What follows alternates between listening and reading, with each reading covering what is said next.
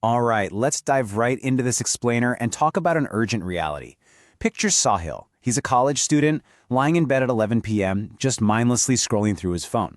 His thumb is moving rhythmically, almost unconsciously. He's completely unaware that right at this exact second, a multi-billion-dollar machine is playing a highly engineered game with his brain's chemistry. And spoiler alert, he's losing. So why can't you just stop scrolling?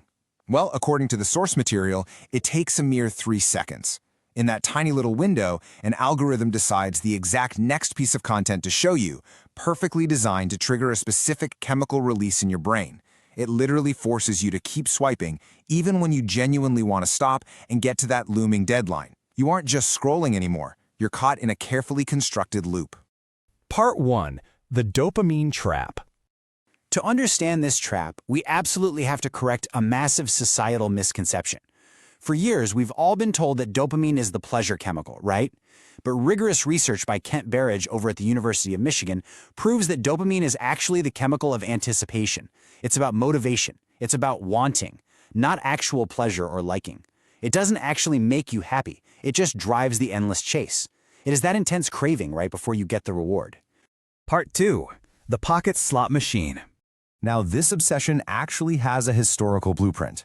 Back in the 1960s, B.F. Skinner ran a super famous experiment. A rat presses a lever and gets a completely random, unpredictable food reward. Because the reward is completely uncertain, the rat goes crazy for it, pressing the lever endlessly. Now fast forward to today. Look at your smartphone feed with its pull-to-refresh mechanism. Yeah, that is not a coincidence. It's honestly kind of darkly comedic that the exact variable reward experiment used to hook rats in a cage was used as the literal blueprint for modern smartphone algorithms. Stanford University research sums this up perfectly. Intermittent absence of the like proves more engaging than consistent rewards. Think about that for a second.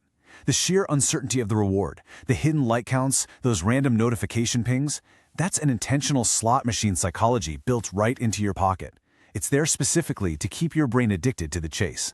Part 3. The pleasure-pain seesaw. Have you ever caught yourself asking, why does literally everything else feel so boring after I've been on my phone? Well, the sources detail how, after about 90 minutes of constant scrolling, Sahil's baseline dopamine level actually drops below normal because his brain builds up a tolerance. Dr. Anna Lembke, using some fascinating Nobel-linked neuroscience, calls this a dopamine deficit state. Suddenly, real life, like studying, eating a good meal, or just talking to a friend, feels entirely flat and tasteless. It all comes down to a seesaw dynamic. You see, pleasure and pain are actually processed in the exact same place in the brain. When you flood your brain with extreme digital pleasure on one side, it automatically fights back by tipping heavily into pain just to find some balance. This creates a relentless loop. You start feeling heavy withdrawal, restlessness, and even anxiety the second you put the phone down, which of course makes you crave the screen even more just to stop the pain and feel normal again. Part 4. Engineered for attention. And here is the really unsettling truth. Silicon Valley has known about this seesaw dynamic for years. Back in 2021, whistleblower Frances Haugen leaked internal meta-documents showing these companies fully knew their platforms were damaging mental health. And by 2025, a study in Sage journals officially declared dopamine scrolling a global public health crisis, while a JAMA Network study highlighted its massive impact on youth. So listen, this isn't just a personal weakness on your part. It is a deliberately designed crisis. Part 5. 5 steps to reset. But hey, the good news, this hack is not irreversible. We can absolutely pivot from this grim reality to an empowering, scientifically proven cure. Sahil used a very specific, actionable 5-step roadmap to quiet those cravings and reset his brain's natural dopamine baseline back to exactly where it belongs. Let's break these steps down. Step 1. The 3-day fast. The research suggests deleting your most addictive app. You know the one. That specific app that pulls you the hardest for a mere 72 hours. And yes, I'm not going to lie, the first couple of days will absolutely trigger that uncomfortable withdrawal phase we just talked about. But by day 3, the fog lifts. It leads to this incredible, noticeable return of mental clarity, and the things that felt totally boring begin to feel genuinely interesting again. Step 2. Predictable scheduling. You've got to strip the digital slot machine of its unpredictable power. The fix here is to schedule specific, intentional times to check your phone, say 10 a.m., 2 p.m., and 7 p.m. When you check your feeds on a deliberate schedule, the whole variable reward hack totally falls apart. You're putting intentionality back in the driver's seat and taking the power right away from the algorithm. Step 3. Real-world rewards.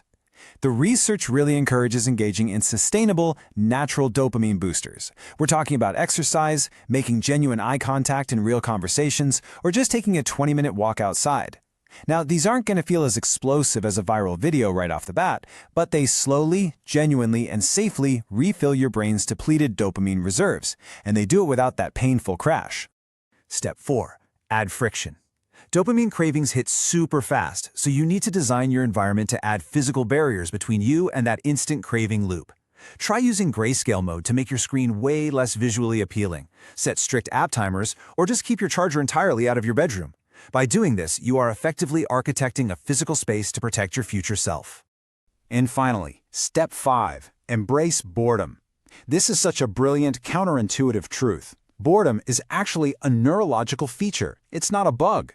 When you are bored and you're not filling every single quiet second with a glowing screen, you activate your brain's default mode network. This is the exact brain network responsible for self-reflection, deep original thought, creativity, and problem-solving.